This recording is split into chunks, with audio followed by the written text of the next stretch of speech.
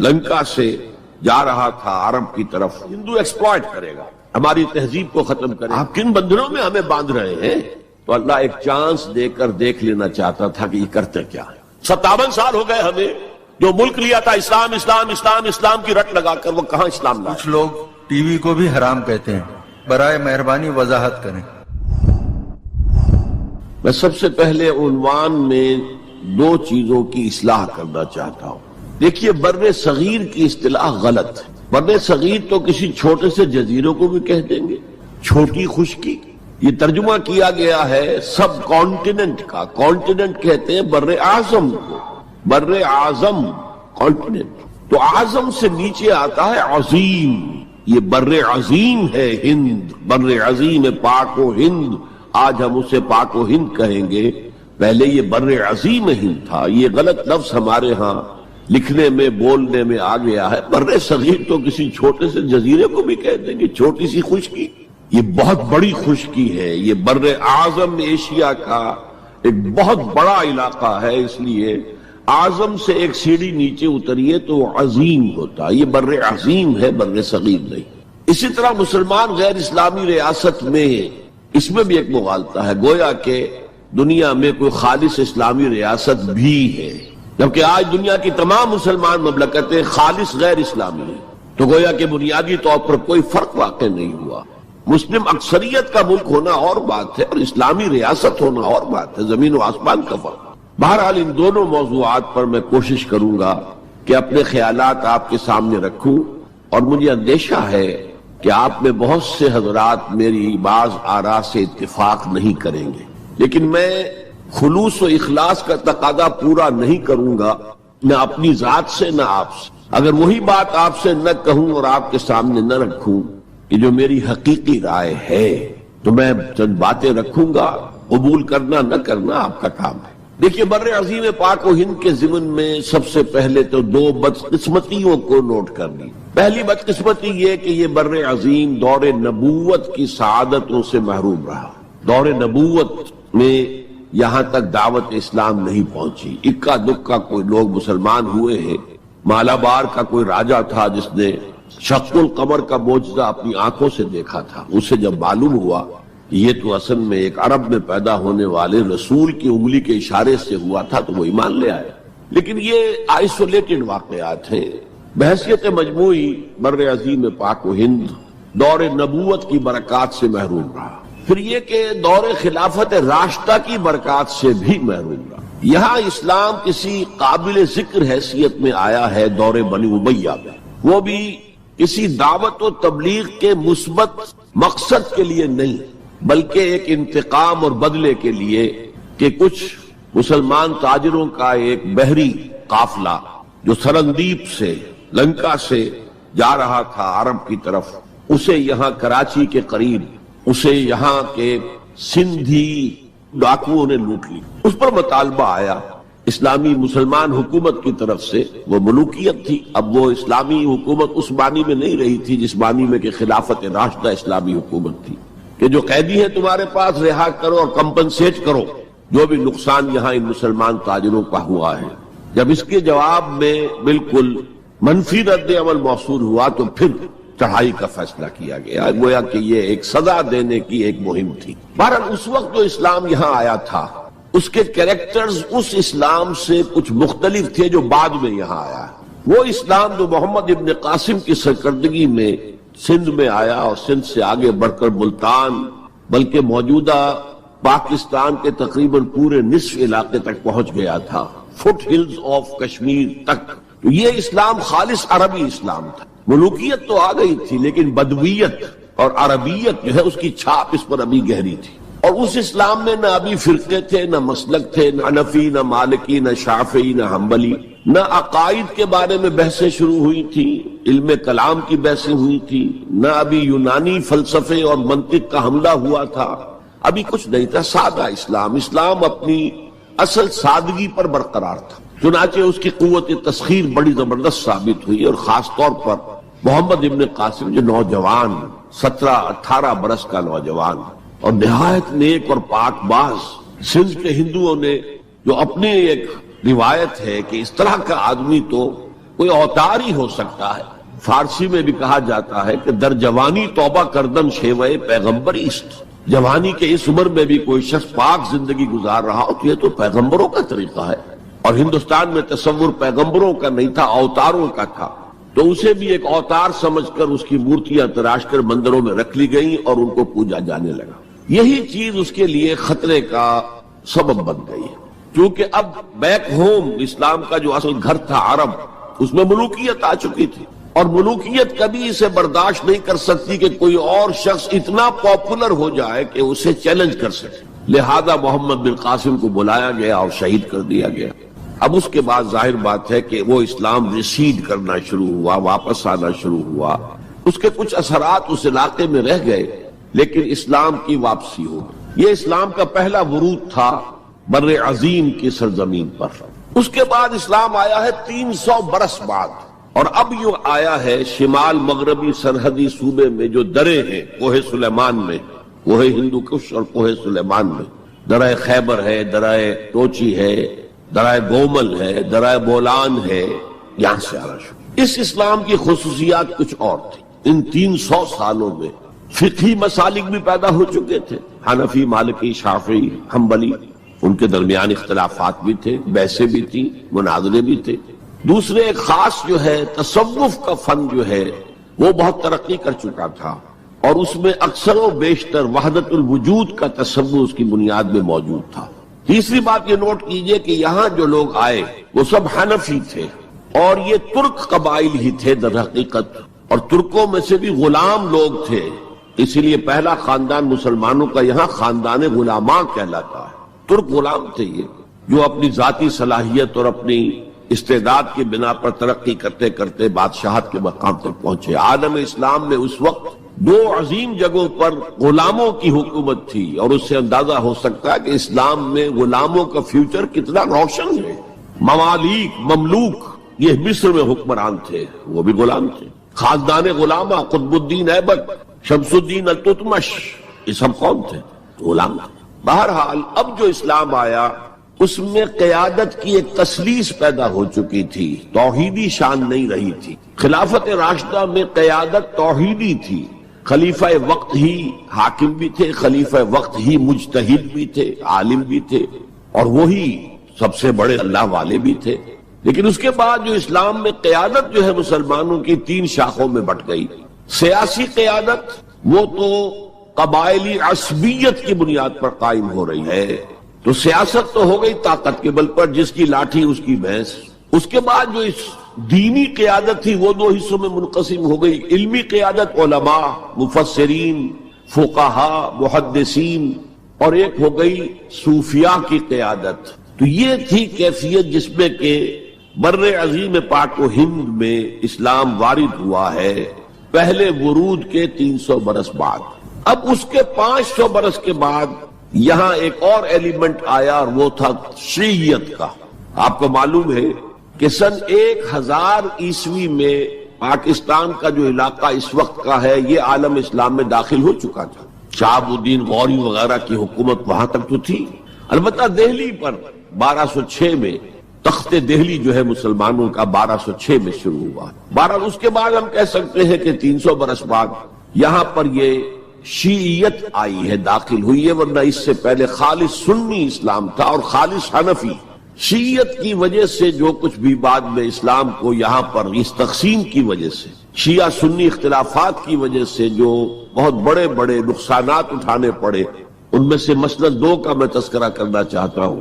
Doctor Ambedkar, انہوں نے فیصلہ کیا تھا میں مسلمان ہو جاؤں. گویا کہ یہاں کے اچھوتوں کا مسئلہ وہ اس طور سے حل کرنا چاہتے تھے کہ ہم این بلاک مسلمان ہوں. لیکن جب ان کے بارے میں معلوم ہوا تو پھر وہاں پہنچ گئے کچھ لوگ کہ آپ اس مسلک کو اختیار کریں یا اس کو کریں. وہ اسی حیث بحث میں پھر انہوں نے فیصلہ کیا کہ میں کوئی بھی نہیں اختیار کرتا. اگر کوئی ایک اسلام ہے ہی نہیں، اب میں ایک کو اختیار کرتا ہوں تو دوسرے سے میری مخاصمت ہو جائے گی، دوسرے کو اختیار کرتا ہوں تو پہلے سے ہو جائے گی. اب اگلا دور آیا، ہندوستان میں انگریز آ گئے. یہاں موجود بہت سے غیر مسلموں کو شاید میری باتیں اب کچھ ناگوار گزریں، لیکن کچھ حقائق ہیں جو تلخ ہیں لیکن حقائق ہیں، انہیں سمجھنا چاہیے. انگریزوں نے یہاں آ کر حکومت چھینی سی مسلمانوں سے بیشتر. ویسے تو یہ کہ ہندو راجے مہاراجا بھی تھے، لیکن بیشتر علاقوں میں تو مسلمان حاکم تھے، لہذا انہوں نے مسلمانوں کو دبانا بہت ضروری سمجھا، اس لیے کہ جو سابق حاکم ہو ان میں ایسپیریشنز پیدا ہوتی رہتی ہیں کہ ہم تھے یہاں کے حاکم، کیوں نہ واپس حاصل کریں، بغاوت کے ان کے اندر جراثیم مسلسل پروان چڑھتے ہیں۔ مسلمانوں کو دبایا اور ہندوؤں کو اٹھایا، کیوں کہ ہندوؤں کے لیے معاملہ صرف چینج آف ماسٹرز کا تھا، کوئی بڑا حادثہ تو نہیں تھا، پہلے مسلمانوں کے غلام تھے اب انگریزوں کے غلام ہو گئے، اور اس اعتبار سے انگریز نے بھی انہیں قریب کیا اور ہندوؤں نے بھی مغربی علوم اور مغربی سائنسز کو پڑھنے میں بڑی سبقت کی۔ بنگال میں انگریز آیا اور بنگال میں آپ کو معلوم ہے اکثر و بیشتر جو سائنسدان پیدا ہوئے جن کی کہ لکھی ہوئی ٹیکسٹ بکس جو ہے بہت عرصے تک استعمال ہوتی رہی ہندوستان میں، یہ کون تھے؟ چیٹرجی، بینرجی، سب کے سب بنگالی تھے۔ ایک اور بات یہ ہے کہ ہندو اپنے ماضی سے بہت دور آ چکے تھے، ان کا ماضی عظمت والا، آخر اشوک کا دور بہت عظمت کا، چندر گپت موریہ کا دور بہت عظمت کا، وکرماجیت کا دور بہت عظمت کا تھا، لیکن وہ بہت پیچھے جا چکے تھے۔ تقریباً مسلمانوں کی آمد کی وجہ سے 1000 سال کا فصل واقع ہو چکا، لہذا تہذیب و تمدن کے لیے بھی جیسے کہ انہوں نے مسلمانوں کے زمانے میں فارسی پڑھی، فارسی پڑھتے تھے، کوڈ لینگویج فارسی ہے، جیسے کہ پھر بعد میں مسلمان اور ہندو اور سب نے انگریزی پڑھی، ملازمتیں ملیں گے تو انگریزی پڑھنے والوں کو ملیں گے، راستہ کیریئرز کا کھلے گا تو انگریزی پڑھنے والوں کا کھلے گا، اسی لیے کہاوت تھی ہندوستان میں، پڑھے فارسی اور بیچے تیل، دیکھو رے قسمت کے کھیل۔ اب فارسی پڑھ کے تو اسے کہیں حکومت کے اندر اہلکار ہونا چاہیے، اس کی حیثیت کچھ اور ہونا چاہیے، فارسی پڑھ کے اور تیل بیچنا، جبکہ مسلمانوں کا معاملہ یہ تھا کہ ان کی تو ابھی تہذیب اور تمدن، ان کی روایات ابھی تازہ تھی، لہذا جو غیر مسلم تھے یہاں کے انہوں نے انگریزی علوم، انگریزی سائنس، انگریزی تہذیب اس کو کھلے دل کے ساتھ خوش آمدید کہا، اور مسلمانوں میں ایک زبردست ڈویژن ہو گیا، بلکہ ابتدائی ری ایکشن تو بہت سخت تھا، یک طرفہ تھا، ہم نہ انگریزی پڑھیں گے، ہم نہ انگریزی علوم سیکھیں گے، نہ سائنس پڑھیں گے، ہم تو اپنے کونوں کھدروں میں اگرچہ جو سیلاب آ گیا ہے اس کو روکنے کی طاقت تو ہم میں نہیں ہے، لیکن ہم کونوں میں جا کر بیٹھ جائیں گے، قال اللہ قال الرسول، اور انگریزی تہذیب سے اس قدر دوری کہ اگر کوئی میز کرسی پر بیٹھ کر کھانا کھا لے تو کرسٹان ہو گیا، یہ تو کسی نے چمچہ استعمال کر لیا کھانے میں، کانٹا تو بہت دور کی بات ہے، چمچہ بھی استعمال کر لیا تو کرسٹان ہو گیا، تو اس درجے ری ایکشن تھا علماء کے زیر اثر حلقوں میں، گویا کہ وہ جو گاندھی جی کا فلسفہ تھا نان کوآپریشن، تو مسلمانوں نے انگریزوں کے ساتھ شدید قسم کا naan cooperation from the very beginning شروع کی۔ اس پر سر سید احمد خان نے ان دونوں چیزوں کی مخالفت کی۔ ایک تو انہوں نے انگریزوں کو بتایا کہ دیکھو یہ جو آزادی کی جنگ تھی یہ صرف مسلمانوں کی نہیں تھی، 1857 کی، یہ تو مشترک تھی، تو اس کے اندر کیا سبب ہوا ہے، اس کی وجہ سے آپ مسلمانوں سے بودھ محسوس نہ کریں، اور مسلمانوں سے بھی کہا بھائی انگریزی پڑھو، انگریزی علوم حاصل کرو، سائنس پڑھو، سائنٹیفک نالج حاصل کرو، ورنہ تمہاری حیثیت ہندوستان میں کیا رہ جائے گی، پلے دار رہ جاؤ گے یا گوشت فروش رہ جاؤ گے، اللہ اللہ خیر صلی اللہ، اور تمہاری کوئی حیثیت نہیں رہے گی۔ تو اس اعتبار سے سر سید احمد خان ایک اہم لینڈ مارک ہے۔ اس کے علاوہ انگریزی دور کا ایک اور جو پہلو بہت اہم ہے، انگریزوں نے ڈیوائڈ اینڈ رول پالیسی کے تحت مسلمانوں اور ہندوؤں کے درمیان مرافرت کو ہوا دی، یہ ان کی پالیسی رہی مستقل، یہ ایک قوم کی حیثیت سے سامنے نہ آ جائیں، پھر ظاہر بات ہے کہ ہمارے پاؤں تو اکھڑ جائیں گے یہاں سے۔ تو یہ جو ہمارے ہاں شروع ہوا، کچھ اور فیکٹر بھی تھے، ہندوؤں میں ایک انتقامی جذبہ بھی تھا کہ مسلمانوں نے ہم پر حکومت کی ہے 800 برس 1000 برس، اور ظاہر بات ہے سارے حاکم اچھے تو نہیں تھے، کوئی اچھا بھی تھا، تو اکثر و بیشتر تو عیاش قسم کے لوگ تھے۔ ہم نے محل بنائے، تاج محل بنائے، ہم نے کوئی کام اور تو کیا نہیں، دین کی تبلیغ تو اولیاء اللہ نے کیا، صوفیاء نے کی، کبھی بھی سرکاری سطح پر، حکومت کی سطح پر یہاں تبلیغ اسلام کا اہتمام نہیں ہوا۔ ایک دو ایکسیپشنز ہیں، ایک راجہ گجرات کاٹھیا واڑ کے علاقے کا جس نے کہ تبلیغ کا اہتمام کیا، ایک راجہ کشمیر کا تھا جس نے تبلیغ کا اہتمام کیا، باقی حکمرانوں نے کوئی کوشش۔ آزادی سے قبل متصلاً جو کیفیت پیدا ہو گئی تھی، اس کا ایک اہم فیکٹر یہ تھا کہ مسلمانوں میں ہندوؤں کا ایک خوف پیدا ہو گیا، کیونکہ جو نظام اب بن چکا تھا وہ تو یہ تھا کہ ووٹ کی بنیاد پر فیصلے ہوں گے، ون مین ون ووٹ، اس کے اعتبار سے مسلمان اقلیت میں اور غیر مسلم ہندو یہاں اکثریت ہے۔ تو گویا کہ ہمیشہ کے لیے اگر ایک ملک کی حیثیت سے یہ ملک جو ہے تقسیم آزادی حاصل کرتا ہے تو مسلمان غلام ہو جائیں گے، ان کی تہذیب بھی ختم کر دی جائے گی، شدھی کی تحریک شروع ہو چکی تھی، ان کا مذہب بھی تبدیل کرنے کی کوشش کی جائے گی۔ میوات کے علاقے میں بڑی زبردست تحریک اٹھائی گئی تھی شدھی کی، جس کا توڑ کرنے کے لیے مولانا محمد الیاس رحمۃ اللہ علیہ سامنے آئے اور تبلیغی جماعت کا انہوں نے سلسلہ شروع کیا۔ یہ اصل میں میوات کے اندر جو شدھی کی تحریک تھی اس کا جواب تھا، اس سے حفاظت مسلمانوں کی۔ تو اندیشہ یہ تھا کہ ہندو ایکسپلائٹ کرے گا، ہماری تہذیب کو ختم کرے گا، ہماری زبان کو ختم کرے گا، معاشی طور پر ہمیں ایکسپلائٹ کرے گا، مفلوج کرے گا، اور اپنی سی کوشش کرے گا کہ ہمارا مذہب بھی تبدیل کرا دے۔ تو مسلمانوں کی ایک قومی جماعت، اگرچہ وہ شروع میں قومی اس کو کہنا غلط تھا، وہ نوابوں، جاگیرداروں، نواب زادوں ان کی جماعت تھی مسلم لیگ، جو 1906 میں قائم ہوئی۔ مسلمان عوام کا اس سے ساتھ کوئی نہ رابطہ تھا، نہ ان کا کوئی رابطہ عوام کے ساتھ۔ اس کی جو 1906 سے لے کر 1924 تک کی جد و جہد ہے، وہ ساری دفاعی جد و جہد تھی۔ ہمارے یہ حقوق ہونے چاہیے، ہمیں اس کی ایشورنس دی جانی چاہیے، ہمیں سیپریٹ الیکٹوریٹ دیا جائے، اور یہ کہ اس سے بھی آگے بڑھ کر ہمیں مرکز میں کچھ زیادہ حیثیت دی جائے تاکہ ہماری بھی کوئی حیثیت ہو، کوئی توازن پیدا ہو سکے۔ بس اسی پر ساری گفتگو گفت و شنید تھی، اور اس کے ضمن میں محمد علی جناح جو ہیں وہ تو پروفٹ آف لو قرار دیے گئے تھے، اتحاد کا پیغام بر۔ وہ 1906 میں تھے انڈیا میں موجود، مسلم لیگ میں شامل نہیں ہوئے تھے، کانگریس کے رکن تھے۔ اس کے بعد 1913 میں جا کر مسلم لیگ میں شامل ہوئے ہیں مولانا محمد علی جوہر کے کہنے پر، پھر بھی کانگریس کے رکن بھی رہے، مسلم لیگ کے رکن بھی رہے، اور انہوں نے حتی الامکان کوشش کی کہ کوئی فارمولا ایسا بن جائے جس پہ کہ اتحاد ہو جائے اور ضمانت مل جائے کہ مسلمانوں کے ساتھ کوئی اس قسم کا سلوک نہیں کیا جائے گا کہ وہ بالکل یوں سمجھیے کہ ایک نیچے لگ کر رہ جائیں اور ان کی کوئی حیثیت نہ رہے۔ لیکن وہ ناکام ہوئے، شدت کے ساتھ ناکام ہوئے، اور پھر اس درجے مایوس ہوئے کہ ہندوستان چھوڑ کر جا کر انگلستان میں بس گئے، اور وہاں انہوں نے اپنی لیگل پریکٹس شروع کر دی۔ ایس ایم اکرام صاحب جو ایک بڑے مصنف ہیں، آب کوثر، موج کوثر، رود کوثر کے جو مصنف ہیں، وہ اہم ترین کتابیں ہیں تین مسلم انڈیا کی، political as well as cultural history, ثقافتی جو معاملہ ہے وہ بھی ساتھ ساتھ ہر دور میں کیا اس کا رنگ رہا ہے، اس کو بہت ہی سمجھیے ایک بڑے ماہرانہ انداز میں انہوں نے بہت عمدگی کے ساتھ مرتب کیا ہے۔ وہ اس وقت آکسفورڈ میں پڑھ رہے تھے، طالب علم تھے، نوجوان، وہ ملے محمد علی جناح سے۔ اس وقت تک ابھی وہ قائد اعظم کا تو خطاب انہیں نہیں ملا تھا، محمد علی جناح، اور اس نے کہا آپ ہندوستان چھوڑ کے کیوں آ گئے، ہندوستان کے مسلمانوں کو تو آپ کی ضرورت ہے۔ تو انہوں نے سخت الفاظ کہے تھے کہ ہندو ناقابل اصلاح ہے۔ یہ اس وقت کی ہندو قیادت پر ان کا تبصرہ تھا، اور مسلمانوں کا حال یہ ہے کہ ان کا کوئی لیڈر مجھ سے صبح جو بات کرتا ہے شام تک ڈپٹی کمشنر یا کمشنر یا گورنر تک پہنچا دیتا ہے، تو ایسی قوم کی قیادت میں کیسے کروں؟ لیکن اصل میں ایک ٹرننگ فیکٹر آیا ہے، turning point in the history of Muslim league movement, and that was 1930۔ اس میں جو الہ آباد میں مسلم لیگ کا سیشن ہوا تھا، اس میں خطبہ صدارت دیا تھا علامہ اقبال نے۔ علامہ اقبال اس سے پہلے ہندوستان میں ایک سور پھونک چکے تھے کہ اب اسلام کی نشرت ثانیہ کا دور آنے والا ہے، اسلام جو ہے دوبارہ دنیا کے اندر برسر عروج آئے گا۔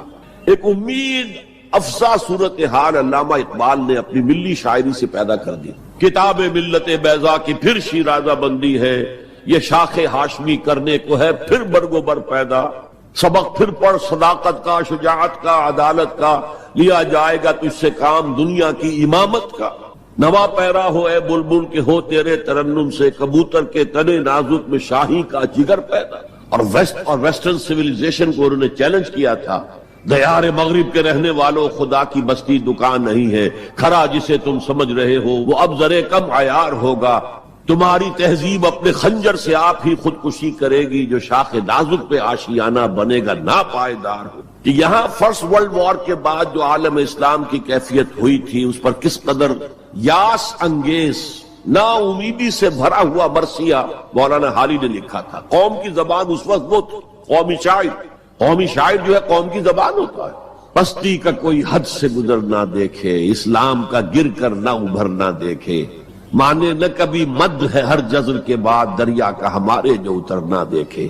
اور آخر میں جو مناجات بحضور سرور کونین صلی اللہ علیہ وسلم اے خاصہ خاصان رسول وقت دعا ہے، امت پہ تیری آ کے عجب وقت پڑا ہے، وہ دین جو بڑی شان سے نکلا تھا وطن سے پردیس میں وہ آج غریب الغربا ہے۔ اسی قسم کے مرثیے علامہ شبلی نے کہے، مولانا حمید الدین فراہی نے کہے، لیکن اقبال پہلا شاعر ہے جس نے کچھ مرثیے بھی کہے ہیں۔ جب انگلینڈ جاتے ہوئے وہ گزر رہے تھے سسلی، جزیرہ سسلی کے پاس سے جہاز گزر رہا تھا تو دل میں ہوک اٹھی ہے، کبھی یہ مسلمان جہاز رانوں کا مرکز ہوتا تھا، بیس ہوتا تھا، رولے اب دل کھول کر ہے دیدہ خونابہ بار، وہ نظر آتا ہے تہذیب حجازی کا مزار، تھا یہاں ہنگامہ ان سیرا نشینوں کا کبھی، بحر بازی گاہ تھا جن کے سفینوں کا کبھی۔ کہا ہے مرثیہ بھی کہا، اقبال کے ہاں مرثیہ ہے، لیکن ساتھ ہی ایک امید افزا پیغام کہ اب دوبارہ نکل کے صحرا سے جس نے روما کی سلطنت کو الٹ دیا تھا، سنا ہے یہ قدسیوں سے میں نے، وہ شیر پھر ہوشیار ہوگا۔ یہ جو عوامی ایک فضا ان کی شاعری سے پیدا ہو چکی تھی، ملی شاعری سے، انہوں نے 1930 میں آ کر مسلم لیگ کی موومنٹ میں اس کا انجیکشن لگا دیا۔ اسی طرح چلتی ہوئی ایک تحریک تھی، 1906 سے آئی تھی، 24 برس ہو چکے تھے 1930 تک، اب اس میں ایک انجیکشن لگا دیا گیا، احیاء اسلام۔ اس خطبے میں علامہ نے ایک طرف مسلم قومیت کو بہت مستحکم کیا دلائل کے ساتھ، عمرانی دلائل، پولیٹیکل سائنس کے جو مستحکم اصول ہیں ان کی بنیاد پر کہ مسلمان ایک علیحدہ قوم ہے، اور نمبر 2 انہوں نے کہا، اور یہ ایک پروفیسی تھی، ایک طرح کی مستقبل کے بارے میں ایک پیشن گوئی تھی، تجویز نہیں تھی۔ پارٹیشن آف انڈیا کی تجویز تو بہت بعد میں آئی ہے، 1940 میں، یہ 1930 کی بات میں کر رہا ہوں۔ تو انہوں نے کہا تھا مجھے یقین ہے کہ یہ ڈیسٹنی ہے، تقدیر مبرم ہے کہ ہندوستان کے شمال مغرب میں، شمال مشرق کا انہیں اس وقت احساس نہیں ہوا تھا، ایسٹ پاکستان کا جو اب بنگلہ دیش ہے ادھر ان کی نگاہ نہیں گئی تھی، ہندوستان کے شمال مغرب کے اندر ایک آزاد مسلمان ریاست قائم ہوگی، اور اگر ایسا ہو گیا تو ہمیں موقع مل جائے گا کہ دور ملوکیت میں، جس کے لیے لفظ بڑا ثقیل استعمال کیا انہوں نے، عرب امپیریلزم، یہ بنو امیہ، بنو عباس یہ عرب امپیریلسٹ تھے، یہ عرب قوم کا امپیریلزم تھا، ان کی حکومت اسلام کی عکاسی کرنے والی نہیں تھی، اسلام کی عکاسی کرنے والی تو خلافت راشدہ تھی، ابو بکر تھے، عمر تھے، عثمان تھے، علی تھے رضی اللہ تعالی عنہ۔ تو دور ملوکیت میں یا دور عرب امپیریلزم میں جو داغ دھبے آ گئے ہیں اسلام کے چہرے پر، انہیں صاف کر کے اور صحیح اسلام کی ایک شکل دنیا کو دکھائے، یہ انجیکشن ہے پازیٹیو مقصد کا۔ اس وقت تک، اس سے پہلے تک تحریک صرف ایک منفی جذبے پر چل رہی تھی، ہندو کا خوف، ہندو اکثریت کا خوف، ایکسپلائٹیشن کا اندیشہ، لیکن اب اسے ایک مثبت بنیاد مل گئی۔ 1932 میں قائد اعظم گئے انگلستان، لندن، گول میز کانفرنس میں، جناح صاحب اس میں شریک نہیں تھے اس لیے کہ وہ تو ویسے سیاست کا میدان چھوڑ چکے تھے۔ اس موقع پر پھر علامہ اقبال نے ملاقاتیں کی ہیں جناح صاحب سے، اور وہی انجیکشن ان کو بھی لگا، اور انہیں پھر آمادہ کیا کہ آئیں واپس ہندوستان، اور اس انجیکشن کے حوالے سے مسلمانوں نے ہند کو منظم کرے اور جمع کرے۔ تو یہ پھر تحریک پاکستان جو ہے، چونکہ مسلمانوں کے جذبات کے ساتھ اس کی ہم آہنگی، معجزہ ہو گیا کہ مسلم مائنورٹی کے پروونسز نے کس طریقے سے یکجا اور یکسو ہو کر اس موومنٹ کو سپورٹ کیا، حالانکہ انہیں معلوم ہے کہ کسی بھی حساب سے ان کے تو پاکستان میں شامل ہونے کا کوئی امکان تھا ہی نہیں، بلکہ تحریک مسلم لیگ اصل میں مائنورٹی پروونسز کی تحریک تھی۔ جو صوبے بعد میں پاکستان میں شامل ہوئے ہیں ان میں سرحد میں تو کانگریس کی حکومت تھی ٹل دی لاسٹ ڈیٹ، پنجاب میں یونینسٹ حکومت تھی ٹل دی لاسٹ ڈیٹ، صرف ایک سندھ تھا مغربی پاکستان میں کہ جو وہاں مسلم لیگ کی حکومت تھی۔ ہاں، بنگال میں مسلم لیگ کی حکومت تھی، اور بنگال ہی مولد ہے جہاں ولادت ہوئی ہے 1906 میں مسلم لیگ کی، اور طویل ترین عرصے تک مسلم لیگ کی حکومت وہاں رہی۔ اب بھی وہاں پر تحریکیں چلتی رہتی ہیں اینٹی پاکستان، 2 مرتبہ پاکستان نے ایئر فورس بھی استعمال کی ہے وہاں پر، یہ سب کچھ آپ کو معلوم ہے۔ بہرحال اس کے نتیجے میں ملک تقسیم ہو گیا، اور 2 قوموں کے درمیان جو نفرت اس دوران میں پیدا ہو گئی تھی وہ ایک آتش فشاں کی طرح پھٹ پڑی۔ جو کچھ ہوا ہے پارٹیشن کے وقت، میں نے آپ کو بتایا تھا انگریزوں سے آزادی ہم نے حاصل کی، لیکن ہم نے نہ ایک انگریز کو مارا نہ کسی انگریز نے ہم میں سے کسی کو مارا، لیکن جو آپس کی خوریزی ہوئی ہے، تاریخ انسانی کی عظیم ترین ٹرانسفر آف پاپولیشن، کروڑوں انسان ادھر سے ادھر، ادھر سے ادھر ہوئے، اور پھر عظیم خوریزی، بربریت، وحشت۔ معلوم ہوتا کہ نفرت کی کوئی آگ اندر جل رہی تھی، بس اسے موقع چاہیے تھا کہ وہ ابھر آئے۔ وہ میں کچھ نہ کچھ تجزیہ کر چکا ہوں کہ یہ نفرت جو ہے کچھ انڈیجینس بھی تھی، کچھ تھی، ان کے اندر ایک جذبہ انتقام تھا کہ مسلموں نے ہم پر حکومت کی اتنے عرصے، لیکن اس میں بڑا حصہ جو ہے وہ انگریز کی ڈیوائیڈ اینڈ رول پالیسی کا تھا، اور وہ جاتے جاتے ایک بون آف کنٹینشن بھی ڈال گیا کہ یہ دونوں اس پر لڑتے رہے تاکہ ہمارے خلاف کوئی جذبہ نفرت ان کے اندر نہ ابھرے۔ تو یہ انگریز کی پالیسی تو یقیناً بہت کامیاب تھی، لیکن وہ نفرت کا جو عالم اس وقت تھا اس کو آپ اس وقت امیجن نہیں کر سکتے۔ وہ نوجوان جو پیدا ہی ہوئے بعد میں پارٹیشن کے بھی 20 25 30 سال بعد پیدا ہوئے، انہیں کیا اندازہ ہو سکتا ہے؟ قطعاً اندازہ نہیں ہو۔ کبھی کبھی ربط ہو جاتا ہے معاملہ، جیسے کہ کبھی کسی جگہ ہو گیا، کبھی کسی جگہ ہو گیا، ابھی حال ہی میں جو کچھ گجرات میں ہو گیا تھا وہ ہو جاتا ہے، لیکن یہ کہ کوئی ہندو اور مسلمانوں کے درمیان وہ دشمنی اور وہ معاملہ نہیں ہے، بلکہ بہت سے لوگ اس کو امیجن ہی نہیں کر سکتے کہ معاملہ کس حد تک پہنچ گیا۔ اس کے بعد ایک خیال یہ تھا ہندوستان میں کہ پاکستان جلدی ختم ہو جائے گا، اور اس کی کوششیں بھی کی گئیں۔ پاکستان کے حصے کا روپیہ روک لیا گیا، پاکستان کے حصے کے ہتھیار روک لیے گئے۔ پاکستان نے اس کو محسوس کیا کہ it's a threat to its existence, جس کے نتیجے میں، جس کے رد عمل میں وہ امریکہ کی جھولی میں جا گرا۔ It was a reaction. میں اسلامی جمعیت طلبہ کا ناظم اعلیٰ تھا 1953 میں، ہمارے وزیر اعظم اس وقت تھے خواجہ ناظم الدین، وہ لاہور کے دورے پر آئے تھے، میں طلبہ کا ایک وفد لے کر ان سے ملنے گیا۔ ایک تو اس زمانے میں وہ اینٹی قادیانی موومنٹ چل رہی تھی اور اس میں بہت کچھ تو خون لاہور میں ہوا تھا، اس کے بارے میں نے کچھ باتیں کی، اور پھر میں نے ان سے کہا یہ میڈو اس بلا کا نام ہے، میڈو تھی اس وقت، مڈل ایسٹ ڈیفنس آرگنائزیشن، آپ کن بندھنوں میں ہمیں باندھ رہے ہیں؟ بہت ہی بھلے آدمی تھے۔ مجھے واقعہ یہ ہے کہ ایک ہی میری تو ملاقات ہے، لیکن اس شخص کی شرافت کا اور سادگی کا جو نقش قائم ہوا میرے دل پر وہ آج تک موجود ہے۔ دیکھیے یہ معاملہ جو ہے یہ حکومت کا ہے، یہ آپ نوجوان ہیں، طالب علم ہیں، آپ کا اس سے کوئی سروکار نہیں۔ میں ذرا نٹ کھٹ قسم کا تھا اس وقت بھی نوجوان، میں نے کہا جناب آپ ہمیں ان بندنوں میں باندھ کر آپ چلتے بنیں گے، ملک تو ہم نے سنبھالنا ہے بعد میں، we must know what you are doing.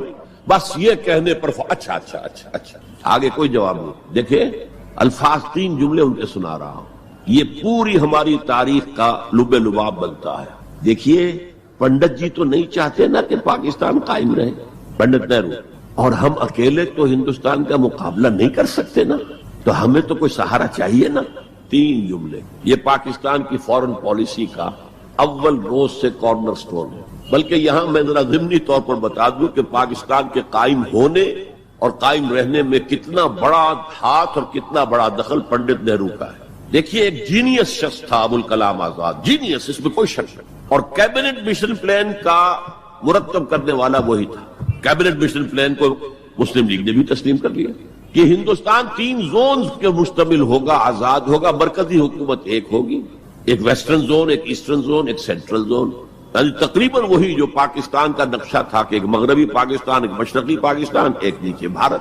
Central government کے پاس فلاں جو ہے یہ اہم ترین چیزیں تو سینٹرل گورنمنٹ کے پاس ہوگی، فورن پالیسی ہوگی، بجٹ ہوگا، مالیات کا معاملہ ہوگا، ڈیفنس ہوگا، یہ ان کے پاس ہوگا، کمیونیکیشنز ہوگی۔ باقی یہ ریجنز جو ہیں ان کو حق ہوگا وہ اپنے اپنے فیصلے کریں، اپنے معاملات چلائیں، اپنے قوانین بنائیں۔ ایک شق اس میں ایسی تھی کہ 10 سال کے بعد کسی بھی حصے کو، کسی زون کو سیسیڈ کرنے کا، علیحدہ ہونے کا حق حاصل ہوگا۔ گویا کہ کم سے کم 10 سال کے لیے آزاد پاکستان کا مطالبہ ختم، قائد اعظم نے مان لیا۔ تو اب اگر کوئی امکان تھا تو وہ 10 سال کے بعد تھا نا۔ اب کس نے بنوایا پاکستان؟ وہ تو چونکہ مولانا آزاد اس درجے بددل ہو چکے تھے، قائد اعظم نے انہیں شو بوائے کہہ کے اتنا جو ہے بددل کر دیا تھا کہ انہوں نے کانگریس کی صدارت چھوڑ دی۔ تو کہا گیا ان سے آپ صدارت قبول کریں، نہیں، پنڈت جی ہو گئے صدر، اور پنڈت جی سے جب پوچھا گیا کیبنٹ مشن پلان کے بارے میں تو انہوں نے کہہ دیا ایک دفعہ ہندوستان آزاد ہو جائے پھر کون کسی کو علیحدہ ہونے دیتا ہے۔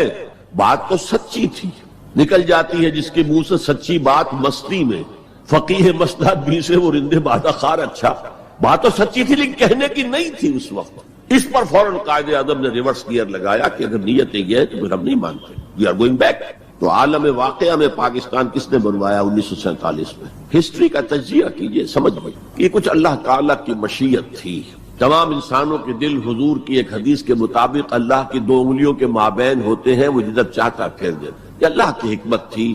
اللہ چاہتا تھا کہ یہ مسلمانان ہند جو کہہ رہے ہیں اے اللہ ہمیں آزادی دے، انگریز سے بھی دے، ہندو سے بھی دے، تیرے دین کا بول بالا کریں گے، ہم تیرے نبی کا دین قائم کریں گے، تو اللہ ایک چانس دے کر دیکھ لینا چاہتا تھا کہ یہ کرتے کیا ہے. حالانکہ لارڈ ماؤنٹ بیٹن کی تجویز تھی کہ 14 اگست کو انڈیا پہلے اس کی فریڈم ڈکلیئر ہو اور 15 کو پاکستان کی ہو. تاریخ بدل جاتی. یہاں کے پنڈتوں نے کہا کہ 14 جو ہے وہ منحوس دن ہے، لہذا انہوں نے کہا 15 تو 14 کو پاکستان، اور وہ 27ویں شب تھی رمضان مبارک کی. یہ اصل میں ایسا ہی معاملہ ہے جیسے کہ مصر میں بنی اسرائیل نے حضرت موسیٰ سے کہا تھا کہ اے موسیٰ تمہارے آنے سے پہلے بھی ہم پر تشدد ہوتا تھا اور ہمیں ہر طرح ستایا جاتا تھا، تمہارے آنے کے بعد بھی حال ہمارا تو وہی ہے، ہماری تو کوئی بھلائی نہیں ہو سکی. تو حضرت موسیٰ کا ایک جواب جو ہے وہ وہاں پر منقول ہے، عَصَىٰ رَبُّكُمْ أَن يُهْلِكَ عَدُوَّكُمْ، قریب ہے کہ تمہارا رب تمہارے دشمن کو ہلاک کر دے، وَيَسْتَخْلِفَكُمْ فِي الْأَرْضِ، اور تمہیں زمین میں طاقت دے، فَيَنْظُرَ كَيْفَ تَعْمَلُونَ، پھر وہ دیکھے گا تم کیا کر. وہ انہوں نے جو کچھ کیا تھا وہ اس کی تاریخ میں آپ کے سامنے بیان کر چکا ہوں. اب صورتحال تبدیل ہو رہی ہے، اب تعلقات کے بحال ہونے کا معاملہ تیزی کے ساتھ جاری ہے، دوستی کی طرف قدم بڑھ رہے ہیں. بالکل وہ بات جو علامہ اقبال نے اپنے اسی خطبے میں کہی تھی کہ ویسٹ پاکستان وہ جو بھی ہوگا، اس وقت پاکستان لفظ تو استعمال نہیں کیا تھا، وہ ہندوستان کی حفاظت کا ذریعہ بنے گا. ہندوستان پر ہمیشہ حملہ آور ہوا نارتھ ویسٹ سے، ہمالیہ کراس کر کے تو کوئی آ نہیں سکتا، اور تاریخ میں پہلی مرتبہ انگریز آئے تھے سمندر کے راستے سے. باقی تو جو آیا وہ کوئی ہن آئے، منگولز آئے، پٹھان آئے، جو بھی آیا ادھر ہی سے آیا ہے.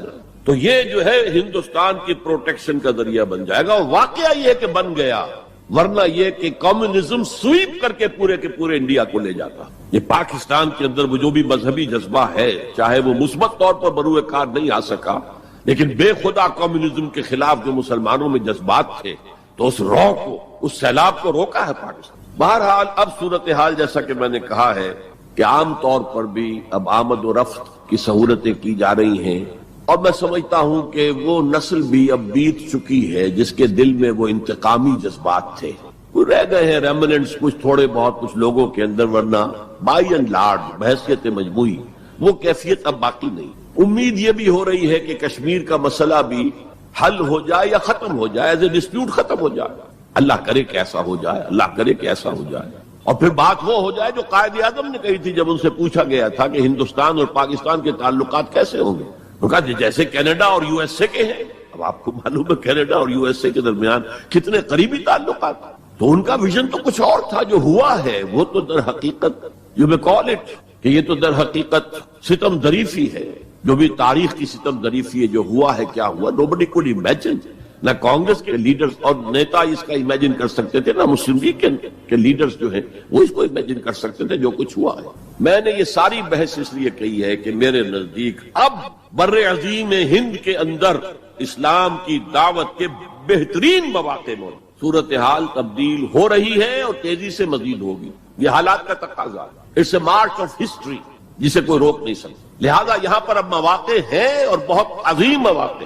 اب اس میں میں چند پوائنٹ آپ کے سامنے رکھنا چاہتا ہوں. نمبر 1، روح کا تصور اور روحانیت کا تصور مشترک ہے ہندو مت میں اور اسلام میں. آتما اور پرماتما کا تعلق، ہمارے ہاں روح کا اور اللہ کی ذات کا تعلق. یسألونک عن الروح قل الروح من امر ربی. اور میں بتا چکا ہوں آپ کو، علامہ اقبال کا فلسفہ خودی انہوں نے خود کہا، سورہ حشر کی اس آیت سے ماخوذ ہے. یہ واقعہ بہت اہم ہے علامہ اقبال کی زندگی کا. سید نذیر نیازی جو ان کے قریب بیٹھنے والے ہم نشین لوگ تھے، انہوں نے خود کوٹ کیا ہے ہماری ایک قرآن کانفرنس میں لاہور میں، کہ ایک دفعہ میں نے علامہ سے پوچھا کہ کوئی شخص کہہ دیتا ہے کہ آپ کا جو فلسفہ برگزاں سے ہے یا نیٹشے سے ہے، کوئی کسی اور کا جو ہے کوڑی لے کر آتا ہے، جو فلسفہ خودی آپ خود کیوں نہیں بتاتے؟ What is the source of the philosophy of self؟ فرمایا کہ اچھا کل فلاں وقت آ جانا، میں تمہیں ڈکٹیٹ کرا دوں. وہ کہتے ہیں میں خوشی سے پھولے نہیں سمایا کہ یہ میری قسمت ہے، شاعر مشرق حکیم الامت مجھے لکھوائیں گے کہ ان کے فلسفہ خودی کی سورس کیا ہے. وقت معین پر میں آ گیا کاپی پینسل تیار کر کے، اور مجھ سے کہا ذرا قرآن مجید نکال لینا شیلف میں سے. میرے ساری امیدوں پر اوس پڑ گئی کہ مجھے تو خیال تھا ہسٹری آف فلسفی کی کوئی کتاب نکلوائیں گے یا کسی اور فلسفر کی کوئی کتاب نکلوائیں گے. یہ قرآن نکلوایا. کھولو سورہ حشر، پڑھو اس کی آیت، وَلَا تَكُونُوا كَالَّذِينَ نَسُوا اللَّهَ فَأَنسَاهُمْ أَنفُسَهُمْ ان لوگوں کے مانند نہ ہو جانا جنہوں نے اللہ کو بھلا دیا تو اللہ نے انہیں اپنے آپ سے غافل کر دیا. یہ کون سا اپنا آپ ہے جس سے انسان غافل ہوتا؟ کیا اپنے جسم کے تقاضوں سے غافل ہوتا ہے؟ جسم کو تو بڑا دھو کے اچھے سے اچھے صابن سے دھوئے گا اور جو ہے صاف کرے گا اور اچھے سے اچھی چیزیں اس میں لگائے گا، تیل لگائے گا اعلیٰ اور سب کچھ کرے گا. ذرا سی تکلیف ہو جائے گی تو بھاگا جائے گا ڈاکٹر کے پاس. کس سے غافل ہے؟ اپنے حیوانی وجود سے غافل ہے کوئی؟ اس کے تقاضوں سے غافل ہے کوئی؟ یہ کوئی اور وجود ہے انسان کا جس سے وہ غافل ہوئے، وہ اس کا روحانی وجود. اور یہی میں نے آپ کو بتایا تھا، اپنشد کا یہ جملہ میں پڑھ کر وجد میں آ گیا تھا. یہ بھی ایک اچھی بات ہے، آپ کو بتا دوں. ایک زمانے میں جبکہ امریکہ میں نے کہا تھا تھر تھر کانپ رہا تھا، جو سیلاب کمیونزم کا جا رہا تھا، پورے ایسٹرن یورپ کو کھا گیا تھا وہ نظام، اور ان کے پاس توڑ کوئی نہیں تھا. دنیا بھر کے غریبوں کے لیے ایک روشنی کا پیغام تھا، ایک امید کا پیغام تھا. ہیو ناٹس کے لیے ایک بڑی اپیل تھی. کہاں سے کہاں وہ پہنچ چکا تھا، لیٹن امریکہ پہنچ چکا تھا. کوئی انویژن تو نہیں ہوا تھا. It was the invasion of the philosophy, invasion of an ideology, Marxism. تو انگریز جب کانپ رہا تھا امریکہ تو اس نے ملینز کی تعداد میں قرآن شائع کیا، انگریزی ترجمہ، یہ گلوریس قرآن، مارمیڈیوک پکتھال کا ترجمہ، اور مسلمانوں میں تقسیم کیا. بابا تم اپنے قرآن کو پڑھو، دیکھو، اپنے دین کے ساتھ جم کر رہو. اس بے خدا جو ہے یہ نظام، اس کو ترک کرو، چھوڑو. اور ہندوؤں کے لیے گیتا میں نے پڑھی اس وقت، انگریزی ترجمہ. اپنشد کا ایک سلیکشن تھا، وہ میں نے پڑھا. یہ mid 50s کی بات ہے، بلکہ سو ٹو سے اٹ واز ارلی 50s. جبکہ ابھی میں میڈیکل کالج کا اسٹوڈنٹ تھا، میں نے اپنشد پڑھا، گیتا پڑھی. اپنشد کا صرف ایک سلیکشن تھا، گیتا پوری تھی. وہ بھی اسی لیے کہ تم اپنے اپنے مذہب سے چپک جاؤ تاکہ کمیونزم کی طرف تمہارا رجحان نہ ہو. یہ اس کے اس خوف کا مذہب ہے. بہرحال اس کے مقابلے میں روح اور روحانیت، آتما اور پرماتما، یہ تصورات جو ہے ایمبیڈڈ ہے. آپ اگر وہ جملہ سنیں، میں نے پہلے بھی سنایا ہے اپنشد کا، جو بالکل معلوم ہوتا ہے اس آیت کی ترجمانی ہے. Man in his ignorance identifies himself with the material sheets which encompasses real self. اس کی اصل خودی، اصل انا تو اندر کی ایک حقیقت ہے. اس کے گرد یہ گوشت پوشت کا کور چڑھا دیا گیا ہے. انسان اس کو سمجھتا ہے یہ میں ہوں، یہ میں نہیں ہوں. میں تو وہ خودی ہوں، وہ انا ہوں، وہ ایگو ہوں، وہ آتما ہوں جو اس شریر کے اندر ہے. یہ تصور جس قدر اسٹرانگ ہے ہندو مت کے اندر، انہیرنٹ ہے اسلام میں بھی. اور آج کی دنیا اسی کے خلاف تو جا رہی ہے. The world is world of matter only. What is beyond matter we don't care. Because وہ ہماری جو ہے حواس خمسہ کی گرفت میں آتا ہی نہیں. ہم اس کو کیسے اسٹڈی کریں؟ ہم تو چیزوں کو دیکھتے ہیں، سنتے ہیں، چکھتے ہیں، چھوتے ہیں، سونگتے ہیں، نتیجے نکالتے ہیں. تو یہ دنیا ورلڈ آف میٹر تو جو ہے ہمارا میدان ہے انکوائری کا، تفتیش کا، تحقیق کا. لیکن یہ کہ وہ ماورائے مادہ، ماورائے طبیعت، میٹا فزکس، اس سے ہمیں کوئی دلچسپی نہیں ہے. خدا یا نہیں ہے، ہوگا. یہ کائنات تو ہے نا. روح کوئی ہے یا نہیں ہے کس نے دیکھی؟ جسم تو ہے نا. آخرت کوئی ہے یا نہیں ہے؟ یہ دنیا تو ہے نا. تو جو ہے، جو واقعہ ہے، جو ریئلزم اسی کا نام ہے، جو ریئل ہے، اس تک اپنی توجہ محدود رکھو. جو مذہب کے ایسنس کے خلاف ہے، اس مذہب میں ہندو مت اور اسلام مشترک. وہ ایسنس آف مذہب، روح اور روحانیت. نمبر 2، ہندو اسکرپچرز کا اگر مطالعہ کیا جائے ان کی اصل زبان میں، اور سملیرٹیز جو ہیں اسلام میں اور ہندوازم میں، ان کو واضح کیا دلائل کے ساتھ، حوالوں کے ساتھ، اور ان کو ہائی لائٹ کیا جائے. اختلافات اگر ہیں وہ بھی ہیں، لیکن سملیرٹیز کیا کیا ہیں. یہ کام میرے علم میں آیا تھا کچھ عرصے سے. مولانا محمد منظور نعمانی جو لکھنؤ والے ہیں، ان کے صاحبزادے کر رہے ہیں، اور مجھے خوشی ہوئی تھی. اب جو کچھ کیا ہے ذاکر نائک صاحب نے، وہ اتفاقی ہے کہ میں ٹیلی ویژن کھولا ہوا تھا، اس میں ان کا پروگرام آیا، میں نے پورا دیکھا ہے. وہ سملیرٹیز بٹوین ہندوازم اینڈ اسلام. اب میں اپریشیٹ کرتا ہوں، یہ کام کرنے کا ہے جو ہم نے نہیں کیا بدقسمتی سے. ہم نے یہاں آ کر یہاں کے لوگوں کے ذہن کو پڑھنے کی کوشش نہیں کی. ہم نے تو ان پر حکومت کی ہے. اللہ خیر صلی اللہ. جب تک آپ کسی قوم کے ذہن کو نہیں سمجھیں گے، ان کی سوچ کیا ہے، ان کی سوچ کا صغرا کبرا کیا ہے، پریمیسز کیا ہے جن پر کہ ان کے عقائد کھڑے ہوئے ہیں، آپ کیسے کمیونیکیٹ کریں گے؟ ہم نے ضرورت ہی محسوس نہیں کی. Why to communicate? ہمارے پاس طاقت ہے، we have brute force and we can govern them, that's all. یہ ہماری مجرمانہ غفلت رہی ہے، یہاں پر مجرمانہ غفلت رہی. میرا بھی ایک واقعہ جو ہے اس ضمن میں بہت ہی سبق آموز ہے. آج سے 13 سال قبل میں ہندوستان جب آیا تھا 1991 میں، تو میں لکھنؤ بھی گیا تھا، وہاں مولانا علی میاں میرے منتظر تھے، پھر انہیں جانا تھا ضروری رائے بریلی اپنے آبائی شہر، تو میں بھی ان کے ساتھ ان کی گاڑی میں بیٹھ کر گیا، 24 گھنٹے وہاں میں مقیم رہا، اس مسجد میں نماز پڑھی، 4-5 نمازیں پڑھی، جہاں سے کہ سید احمد بریلوی رحمت اللہ علیہ نے اپنی ہجرت کا آغاز کیا تھا۔ وہاں میں نے ان سے ایک بات کہی کہ مولانا دوسرے مدارس جو ہیں بریلوی اور دیوبندی، شاید وہ تو میری اس تجویز پر غور تو دور کی بات ہے، اس کو سننے پر بھی آمادہ نہ ہو، ندوہ نسبتاً کھلے خیال کا، کھلے ذہن کا سمجھا جاتا ہے نمائندہ، تو آپ ندوے میں سنسکرت کی تعلیم کو لازم کریں تاکہ آپ کے طلباء جو نکلیں وہ ویدوں کو پڑھیں ڈائریکٹلی، اپنشد کو پڑھیں ڈائریکٹلی۔ کہنے لگے ہاں یہ تو آپ نے بہت اچھی بات کہی، بہت صحیح بات ہے، بہت صحیح ہے۔ لیکن 2 سال کے بعد شکاگو میں ایک کانفرنس میں وہ بھی مدعو تھے، میں بھی مدعو تھا، ہم دونوں ملے، میں نے پوچھا مولانا وہ آپ نے کچھ کیا؟ کہنے لگے میں تو بھول ہی گیا۔ اس سٹیج پر وہ آ چکے تھے کہ وہ نسیان انہیں ہو گیا، انہیں یاد ہی نہیں رہا کہ مجھ سے انہوں نے وعدہ کیا ہے، لیکن میں نے یہ بات ان سے کہی تھی۔ میرے علم میں آیا یہاں ہی کہ ایک مصنف شمس نوید عثمانی، جن کی کتاب آپ نے پڑھی ہوگی اب بھی نہ جاگے تو، کافی دن ہو گئے میں نے وہ کتاب پڑھی تھی، اس میں ڈوبائے ایک فرینچ اورینٹلسٹ جو ہے اس کے رائے انہوں نے کوٹ کی، میں حیران رہ گیا۔ وہ 40 برس تک انڈیا میں مقیم رہ کر اس نے ہندو اسکرپچرز کا مطالعہ کیا، and he came to the conclusion that Manu is actually مہانوح، حضرت نوح علیہ السلام کا منو، مہانوح، اور منو سمرتی جو ہے حضرت نوح علیہ السلام کی شریعت ہے۔ یہ ایک کرسچن ہے، اس کی تحقیق ہے، اس تحقیق کو اب انہیں ہائی لائٹ کیا جائے، اسے عام کیا جائے، اس کو پہنچایا جائے، تو پھر وہ جو ہے مغایرت کے پردے جو حائل ہیں، وہ مغایرت کے پردے کچھ اٹھیں گے، ذہن کچھ کھلیں گے، بات کرنے کا، کمیونیکیشن کا موقع بنے گا۔ اب آ رہی ہے وہ بات جو میں سمجھتا ہوں کہ آپ کو اچھی نہیں لگے گی۔ میری رائے یہ ہے کہ کسی بھی صورت میں آپ کو سیکولرزم کی حمایت نہیں کرنی چاہیے۔ اسلام کی روح سے سیکولرزم کفر ہے، اور وہ اگر واگا کے مغرب میں کفر ہے تو مشرق میں بھی کفر ہے۔ آپ اس کی پروٹیکشن لینا چاہتے ہیں، اس کی امبریلا کے تحت آنا چاہتے ہیں، یہ آپ کی قومی جو ہے فرار، ورنہ سیکولرزم کس شے کا نام ہے؟ کیا اسلام کسی درجے میں کمپیٹیبل ہے اس کے ساتھ؟ سیکولرزم کا مطلب یہ ہے کہ آپ ایک سرکل بنا لیں، اس سرکل کے اندر ہے پولیٹیکو سوشو اکنامک سسٹم، یہ تو ہوگا، کسی بھی مذہب سے کوئی تعلق نہیں اس کا۔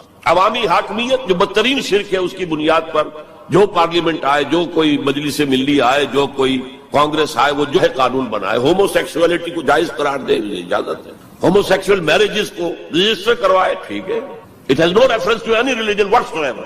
ہاں اس سرکل کے پیری فری پر چھوٹے چھوٹے سرکلز بنا دیجئے، یہ ہندو مت ہے، یہ اسلام ہے، یہ سکھ مت ہے، یہ بدھ مت ہے، یہ فلاں ہے، یہ کرسچینٹی ہے، یہ جوڈائزم ہے، یہ ہے تاؤزم ہے، یہ رہیں گے پیری فری پر۔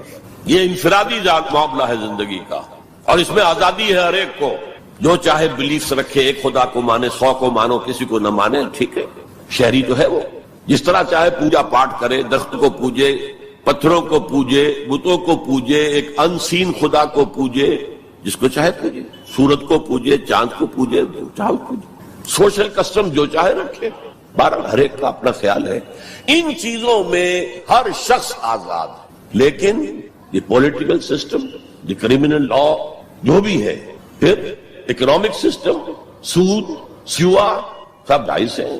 کسی مذہب کے حرام قرار دینے سے ان کو نہیں روکا جائے گا، کسی آسمانی ہدایت کو دلیل کے طور پہ تسلیم نہیں کیا جائے گا، چاہے وہ تورات ہو، چاہے قرآن ہو، چاہے کوئی اور آسمانی کتاب ہو، ہندوؤں کی کتابیں وہ تسلیم نہیں کی جائیں گی۔ This is not compatible with Islam, how can the Muslims accept it? مجھے حیرت ہوتی ہے، میری یہ بات میں جانتا ہوں یہاں کسی کی سمجھ میں نہیں آئے گی، لیکن یہ کہ بہرحال جیسا کہ میں نے شروع میں کہا تھا، اگرچہ قول تو وہ فرعون کا ہے، لیکن قرآن میں نقل ہوا، قرآن کی آیت ہے، ما اریکم الا ما ارا، میں آپ کو وہی کچھ دکھا سکتا ہوں جو میں خود دیکھتا ہوں، ورنہ میں سنسیئر نہیں ہوں، neither to myself nor to you, I have to be honest۔ Number 4، قومیت سے بالا تر ہو کر اسلام کی دعوت دی جائے، 2 چیزیں گڑبڑ نہ کی جائے، قوم کی خدمت ہے، قوم کے لیے تعلیمی ادارے بنائے جائیں، قوم کے لیے یہ کیا جائے، کوئی حرج نہیں، قوم کی خدمت کرنا بری بات نہیں ہے۔ ایک مسلمان قوم کو فرعون کی غلامی سے نجات دلانے کے لیے اللہ نے حضرت موسیٰ جیسے پیغمبر کو بھیجا، جنہوں نے جاتے ہی اول وہلے میں پہلی ملاقات فرعون سے ہوئی ہے تو مطالبہ کر دیا، نرسل معنا بنی اسرائیل، ہمارے ساتھ بنی اسرائیل کو یہاں سے جانے دو۔ ولا تعذبہم، ان پر سختی نہ کرو، ٹارچر نہ کرو، ان پر تشدد نہ کرے، ان پر پرسیکیوٹ نہ کرے. اور اللہ نے حضرت موسیٰ علیہ السلام کے ذریعے سے اس قوم کو نجات دے دی. حالانکہ وہ قوم کیسی ناہنجار قوم تھی، جس نے جیسے ہی سمندر پار کیا ہے یا دریا پار کیا ہے، کچھ لوگوں کو دیکھا بتوں پر اعتکاف کر رہے ہیں بیٹھے ہوئے، کہا ہمارے لیے بھی ایسا بنا دو تاکہ توجہ کا ارتکاز ہم کر سکیں. حضرت موسیٰ نے ڈانٹا، اللہ نے تمہیں کتنی عظمت عطا کی ہے، جو شرک کی دلدلوں سے، کیچڑ سے تمہیں نکالا ہے، اور تم چاہتے ہو دوبارہ اسی کے اندر پھنس جانا. وہی ہیں جو قدم قدم پر جھگڑتے تھے حضرت موسیٰ سے. تم نے مروا دیا ہمیں لا کے یہاں صحرا میں، اس سے تو وہاں بہتر تھے، ہم کھانے پینے کو تو ملتا تھا نا. بہرحال اللہ نے من و سلوہ اتار دیا، ایک چٹان سے 12 چشمے جو ہے وہ برآمد کر دیے، کھاؤ پیو. اور پھر وہ اتنی ناہنجار قوم تھی کہ جب قتال کی بات کہی گئی کہ اب تلوار ہاتھ میں لو اور داخل ہو جاؤ فلسطین کی زمین میں، کورا جواب، فَذْهَبْ أَنْتَ وَرَبُّكَ فَقَاتِلَا إِنَّا هَاهُنَا قَاعِدُونَ، ہم تو یہاں بیٹھے ٹس سے مس نہیں ہوں گے، جاؤ تم جاؤ، تمہارا رب. فَذْهَبْ أَنْتَ وَرَبُّكَ فَقَاتِلَا إِنَّا هَاهُنَا قَاعِدُونَ. یہ معاملہ جو ہے قومی خدمت بری شے نہیں ہے، لیکن کچھ لوگ ایسے ہونے چاہیے کہ جو اس قومی تصورات سے بلند تر ہو کر انسانی سطح پر اسلام کی دعوت دیں. وہ جو ہم پڑھ چکے ہیں، وَلْتَكُن مِّنكُمْ أُمَّةٌ يَدْعُونَ إِلَى الْخَيْرِ وَيَأْمُرُونَ بِالْمَعْرُوفِ وَيَنْهَوْنَ عَنِ الْمُنكَرِ وَأُولَٰئِكَ هُمُ الْمُفْلِحُونَ. تم میں سے ایک جماعت ایسی ہونی چاہیے، ایسی وجود میں آنی چاہیے جس کے صرف 3 کام ہو: دعوت الی الخیر، دعوت الی القرآن، اور وہ دعوت بھی 3 لیول پر، بالحکمت والموعظۃ الحسنۃ وجادلھم باللتی احسن، اور نیکی کا حکم دو، بدی سے روکو. اور صرف وہی لوگ فلاح پانے والے ہیں جو یہ کام کریں گے. دی گریٹر مسلم امہ جو اپنا مقصد بھول چکی کہ ہمیں اس کے لیے برپا کیا گیا تھا، ان سے فلاح کا وعدہ نہیں ہے. اولئک ھم المفلحون، حصر کا انداز ہے، اسلوب ہے، صرف وہی لوگ ہوں گے جو فلاح پائیں گے. اس لیول پر ضرورت ہے ایک جماعت کی، اور اس کے ضمن میں سب سے زیادہ اہمیت ہوگی اسلام کے سسٹم آف سوشل جسٹس کو ایمفیسائز کرنے. So emphasise the system of social justice. یہ ہے اسلام جو پیغام دیتا ہے. یہ کسی قوم کے لیے نہیں ہے، پوری نوع انسانی کے لیے ہے. انسان کو آزادی دیتا ہے. میں بتا رہا تھا کہ وہ جو تلوار ہے، جو میں اس کو مثال دیا کرتا ہوں، یہ ایسی چکی ہے جو ایک طرف آٹا پھینکتی ہے، ایک طرف پھینکتی ہی نہیں. ادھر آٹے کے ڈھیر لگ رہا ہے، ادھر آٹا ہے ہی نہیں. تو اب کیا ہوا؟ تلوار نے ادھر کاٹا، عیاشی، بدماشی، فضول خرچی، نمود و نمائش پہ پیسہ خرچ کرنا، جس سے آگ لگ جائے ہیو ناٹس کے دلوں کے اندر. پھر ان میں محبت پیدا ہوگی آپ کے لیے، یہ نفرت پیدا ہوگی، عداوت پیدا ہوگی، بغض پیدا ہوگی. اور دوسری طرف جو بھوکے ہیں وہ حیوانوں کی سطح پر آ جائیں گے. وہ گویا کہ beasts of burden، وہ انسان نہیں رہتے. They are at a lower level than the human beings. They become like animals. اور حدیث نبوی ہے کہ قاد الفقر ان یکون کفرا، فقر جو ہے وہ تو قریب ہو لے آتا انسان کو کفر کے. دنیا نے تیری یاد سے بیگانہ کر دیا، تجھ سے بھی دل فریب ہے غم روزگار کے. یہ روزی کا جو غم ہے، کہاں تجھے پوجے، کہاں تیری عبادت کرے، کہاں تجھ سے لو لگائیں. ہمیں 2 وقت کی روٹی کے لیے، اور وہ بھی سوکھی سی کچھ ملتی ہے، اور دن کتنی پورے دن بھر کی کمر توڑ دینے والی مشقت ہم کرتے ہیں. تو اسلام کی دعوت جو ہے، نمبر 1 یہ قومیت سے بالا تر ہونی چاہیے. گڑبڑ نہ کرے، ایک ہی جماعت یہ دونوں کام نہ کرے، ورنہ سمجھا جائے گا کہ یہ بھی اصل میں اپنی قومی بالا تری اور بالا دستی کے لیے کام کر رہا ہے. اپنی پرائرٹیز فکس کر لے. اگر اسلام کے لیے کام کرنا ہے تو قومی سطح سے بالا تر ہو جائے، اور اصولی سطح پر اسلام کی دعوت دیں، اور اسلام کے system of political justice, social justice, economic justice کو نمایاں کریں. ان تمام چیزوں کے پیش نظر میں ایک بات، بہت بڑی بات کہہ رہا ہوں. حضور کی ایک حدیث ہے، مجھے مشرق کی طرف سے ٹھنڈی ہوا آ رہی ہے. اقبال نے جب ترانہ ہندی لکھا تھا اس میں کوٹ کیا تھا، میرے عرب کو آئی ٹھنڈی ہوا جہاں سے، میرا وطن وہی ہے، میرا وطن وہی. کیا عجب. ہم بہرحال اپنی جگہ پر سمجھ رہے تھے، رب بھی ہے امید کہ کسی طرح اللہ ہمیں توفیق دے دے، پاکستان میں وہ نظام قائم کر دے جو پوری انسانیت کے لیے ایک مینارہ نور بن جائے. یہی باتیں اقبال نے کہی تھی، میں کوٹ کر چکا ہوں کہ ڈیسٹنی ہے، تقدیر مبرم ہے کہ ہندوستان کے شمال مغرب میں ایک آزاد مسلمان ریاست قائم ہوگی. اور اگر ایسا ہو گیا تو ہمیں موقع مل جائے گا کہ اسلام کے چہرے سے جو بدنما داغ اور دھبے دور ملوکیت میں پڑ گئے تھے انہیں ہٹا کر جاگیرداری آ گئی تھی. دور ملوکیت میں سرمایہ داری آ گئی تھی.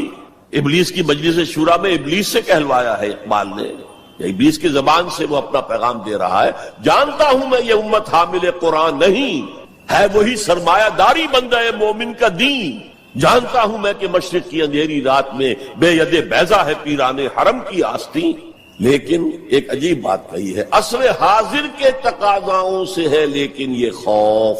It's a demand of history. عصر حاضر کے تقاضاؤں سے ہے لیکن یہ خوف ہو نہ جائے آشکارا شرع پیغمبر کہیں. عصر حاضر کے تقاضے سمجھ لیجئے. کیپٹلزم کے رد عمل میں کمیونزم پیدا ہوا تھا، اب کمیونزم مر گیا ہے، اب کیپٹلزم بغلے بجا رہا ہے. ثابت ہو گیا کہ ہمارا نظام liberal secular democracy and capitalism based on free market and interest and every thing, یہ بہترین نظام ہے، اس سے بہتر کوئی نظام نہیں ہے. دیکھ لو وہ مرا پڑا ہوا کمیونزم، اس کی قبر بن گئی ہے. جس پر کہ پھر ہنٹنگٹن نے کہا نہیں میرا بھائی اسے غلطی لگ رہی ہے فوکویاما کو، ابھی کلیش آف سیویلائزیشنز ہونا ہے، ہوگا. بہرحال یہ جو نوید تھی کہ آئے گی ٹھنڈی ہوا، ایک خیال یہ ہے اب بھی ہے، شاید حالات جس نہج پر جا رہے ہیں شاید پاکستان اور افغانستان مل کر وہ جگہ بن جائے کہ جہاں پر اسلام کا نظام پورا کا پورا دی پولیٹیکو سوشو اکنامک سسٹم نافذ کر دیا. فیکٹس آن دی گراؤنڈز کے اعتبار سے کوئی آثار نہیں ہے، لیکن there can be some divine, کوئی ایسا شکل پیدا ہو جائے اللہ کی طرف سے. میں اس سے مایوس نہیں ہوں، ابھی بالکل مایوس نہیں ہوں، اگرچہ تاحال ہم فیل ہو گئے اس میں. ہم تو وہی نظام جو انگریز چھوڑ کر گیا تھا جو کا تو لے کر جا رہے ہیں. آپ بہت بہتر اس سے رہے اس اعتبار سے کہ آپ نے جاگیرداری کو تو ختم کر دی. ہمارے ہاں تو جاگیردار مسلط ہے، اور جہاں جاگیردار مسلط ہوگا اور 70% آبادی جو ہے وہ دیہی ہے، گاؤں کی ہے، جاگیرداروں کے انگوٹھے تلے ہے، وہاں سیاست کیا ہوگی؟ سیاست جو ہے وہاں پر it's the musical chair game of the جاگیردارز اینڈ لارڈز، اور کچھ بھی نہیں. بہرحال اللہ کرے کہ یہ اس بر عظیم سے، پاکستان بھی آخر اسی بر عظیم کا ایک حصہ تھا، بھارت اسی بر عظیم کا حصہ ہے، بنگلہ دیش اسی بر عظیم کا حصہ ہے. میں وہاں بھی گیا تھا تو میں نے کہا تھا کہ آپ یہاں نظام خلافت قائم کریں. وہاں خلافت اندولن ایک بڑی تحریک بھی اٹھی تھی. حافظ جی حضور کا نام آپ نے سنا ہوگا، بہت بڑے پیر تھے وہاں کے جنہوں نے ایک موومنٹ شروع کی تھی کہ خلافت کا نظام قائم کیا جائے. لیکن یہ ہے کہ کیا عجب کہ ہندوستان کی قسمت میں ہوئی. شمس نوید عثمانی صاحب نے جو بات کہی ہے وہ قابل غور یقیناً ہے. اگرچہ مجھے پڑھے ہوئے اس کتاب کو بہت دن ہو گئے ہیں، لیکن مجھے امید ہے کہ جو بات میں کہنے چلا ہوں وہ ان کی طرف غلط منسوب نہیں ہوگی. لفظی طور پر کوئی غلطی ہو سکتی ہے. انہوں نے یہ لکھا تھا کہ امت مسلمہ کی قیادت پہلے ملی ہے سامی النسل لوگوں کو. یہ میں آپ کو بتا چکا ہوں. First rise of the Muslim امہ، then the first fall of the Muslim Ummah, then the second rise of Muslim Ummah, then the second fall of Muslim Ummah, just as the first rise of Bani Israel, and then the first fall, and then the second rise, and then the second fall. The first rise of the Muslim Ummah was under the leadership of the Arabs. Who are these Arabs? Sami, Semitic. اگرچہ Europe میں Semitic کا لفظ استعمال ہوتا ہے یہودیوں کے لیے صرف، وہ بھی سامی ہیں، عرب بھی سامی النسل ہے. جب صلح کرائی تھی اور بغل گیر کروایا تھا کلنٹن نے شاہ حسین کو، اور اس وقت شامیر تھا یا کون تھا جو بھی وزیر تھا اسرائیل کا، بغل گیر ہو گئے، تو اس نے کہا تھا یو آر کزنس، بھائی تم ایک ہی باپ کے بیٹے ہو نا. یہ عرب اسماعیل کے بیٹے ہیں، ان کی اولاد ہیں، اور جو جیوز ہیں وہ حضرت اسحاق کی اولاد ہیں. حضرت اسحاق کے بیٹے حضرت یعقوب، ان کے 12 بیٹے، ان سے 12 نسلیں، 12 قبیلے جو ہیں بنی اسرائیل کے. تو یو آر کزنس. تو سامی النسل، پہلی قیادت سامی، حضرت سام، یہ بیٹے تھے حضرت نوح کے. Second rise of the Muslim امہ was under the leadership of the Turks. They are the progeny of یافس علیہ السلام. انہی کے بیٹوں میں گوگ اینڈ میگوگ کا نام بھی آیا ہے تورات میں، جوج اور ماجوج. وہ اصل میں سینٹرل ایشیا کے ماؤنٹینز کو کراس کر کے تو شمالی جو میدان چلتا ہے رشیا وغیرہ کا، اور پھر نیچے وہ منگولیا اور چائنا کے ساتھ، اور ادھر ویسٹ میں پھر وہ اسکینڈینیوین کنٹریز سے ہو کر ادھر سے اتر کر لوگ جو آئے ہیں اینگلو سیکسنز، انگلستان میں آئے ہیں یا اور یورپ کے حصے میں آئے ہیں، یہ سب نسل ہے یافس کی. تیسری نسل ہے حام کی، اس میں یہ انڈو گریک اینڈ ایرانی ایرینز، سب سے بڑی تعداد ان ایرینز کی کہاں ہے؟ یہ حام کی نسل سے ہے. اور شمس نوید عثمانی نے لکھا تھا کہ اب جو اسلام کی اور امت مسلمہ کی قیادت ہے وہ حام کی نسل کو منتقل ہوگی. دی تھرڈ رائز آف اسلام، جس پر میں حدیثیں آپ کو سنا چکا ہوں، ہونا ہے، وہ تقدیر مبرم ہے. پوری دنیا پر اسلام کا غلبہ ہو کر رہے گا. علامہ اقبال نے کس خوبصورتی سے کہا ہے، ہر کو جا بینی جہان رنگ و بو.